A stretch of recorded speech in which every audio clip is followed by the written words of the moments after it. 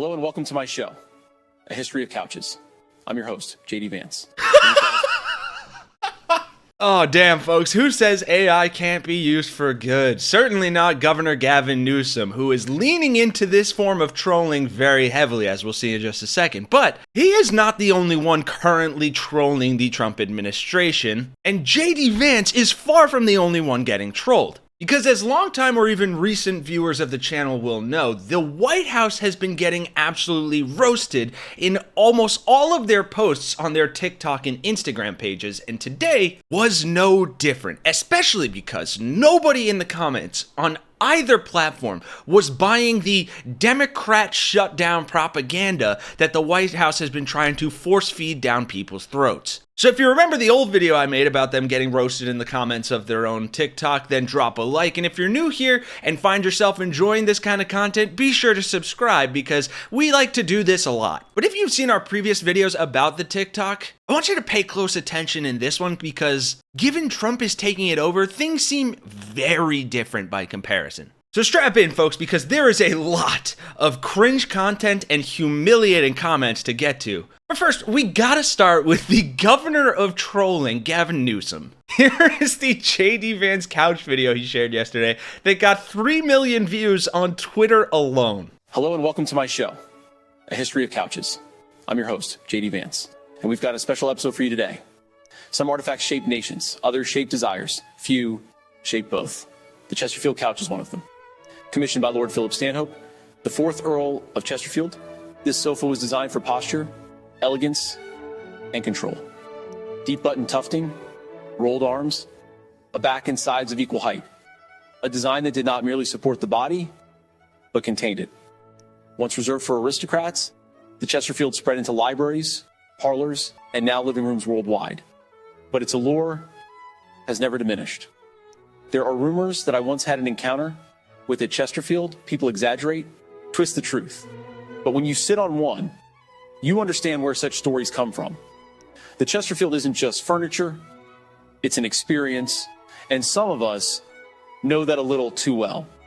Thank you for watching A History of Couches. Brilliantly brutal stuff, and I highly recommend just going through Newsom's feed because you also have this picture / video of an actual picture of JD Vance in drag during college, as well as an AI voiceover video of him trying to justify it and more couch stuff there. And then the newest pin post is making fun of Pete Hegseth's fat general speech, the Secretary of War. But alas, we can't even spend much time on that because we have so much more to get through. First of all, 16 hours ago, they posted this on the White House Instagram page: Democrats have voted to shut down the government. To which all of the top comments are some iteration of, "You mean the Republican-controlled government?"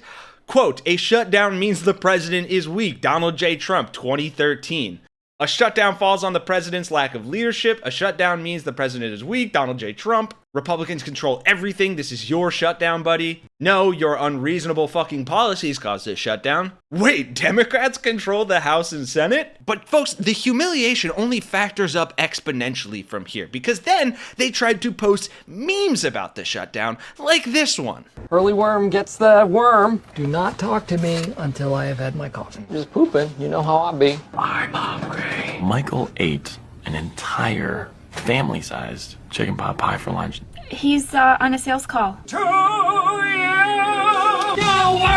work! It's a good thing these people don't have shame because I would not be able to show my face in public after posting a compilation of the Office clips to try to justify shutting down the government and blaming it on the Democrats. And the caption is, "Democrats doing anything but keeping the government open for the American people." And I couldn't agree more with some of these comments. This is the official Instagram for the White House of the United States government, just as a reminder for everyone. And a literal teenage unpaid intern runs this account. But remember that thing I said about exponential humiliation? Well, that comes into play on the TikTok account. I will leave the other video we made doing a deep dive on the White House TikTok when it first came out in the comments and at the end of this video. But this is how people reacted to that exact video on their TikTok page. I'm gonna blow this up for you guys here so you can see some of the fucking memes. It's crazy. White House, day in the life. you have someone posting, damn, that's crazy. Let's see those Epstein files. You also have this incredible picture,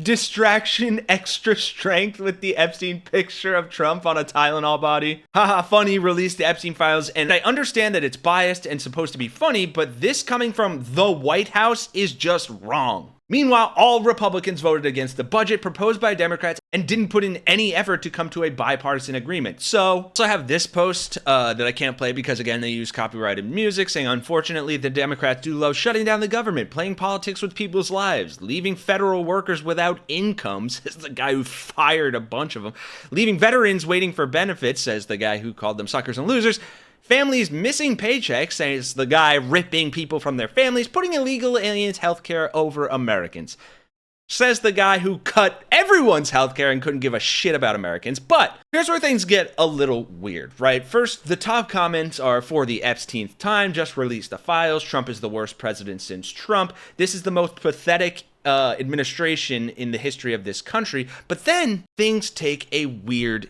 turn. You start to see comments like this one. Whoever's running the White House social media deserves a giant raise. Well done. And then this string of just completely unhinged comments. This page is more entertaining than anything Jimmy Kimmel ever did. This page is unhinged, is so amazing.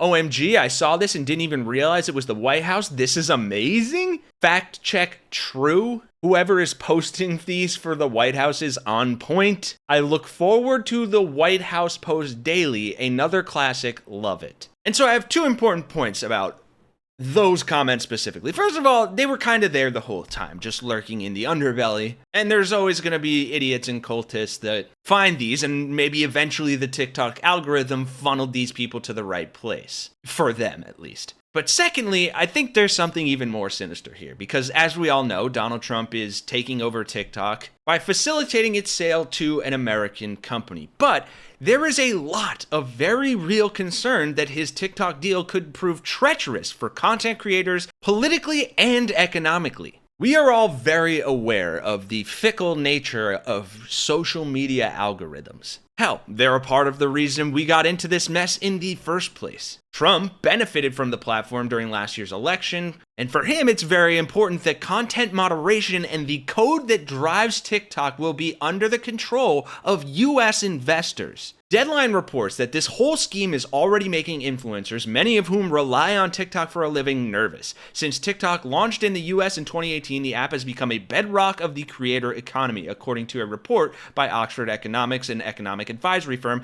TikTok contributed $24.2 billion to the US GDP in 2023 alone. And it's set to roughly double to $480 billion by 2027. And TikTok has significantly more left-leaning news content creators than other apps, according to reports by Pew Research. But under this new regime, that split will likely change. Already, TikTok has been cracking down on speech critical of people in power and the administration. Creators who have been critical of Israel report having their content restricted and banned. And there is concern among influencers and average users that the Trump administration will retool the algorithm to push pro-MAGA messaging on the app, which is incredibly important because TikTok is the preferred news source in the US of around 44% of Americans under age 30, which is a significant voting bloc for any politician or party. Is that absolutely terrifying? Yes. But I would argue that for those of us that use TikTok or social media in general, this should be a rallying cry to double down,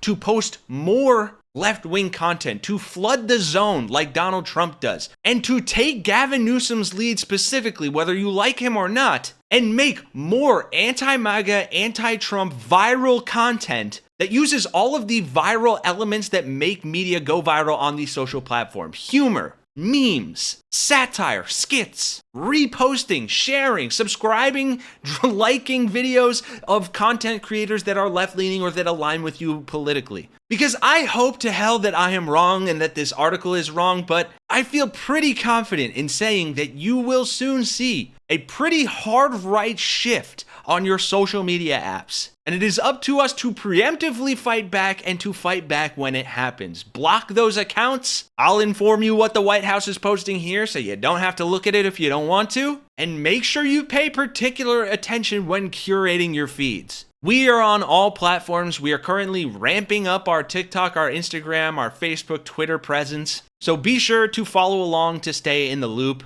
And while we still have the freedom of speech to do so, let's continue to fight back against this authoritarian idiocracy by exposing it for what it is. Thank you for watching. For Really American, I'm Kenny Hesse. I'll see you guys in the next one.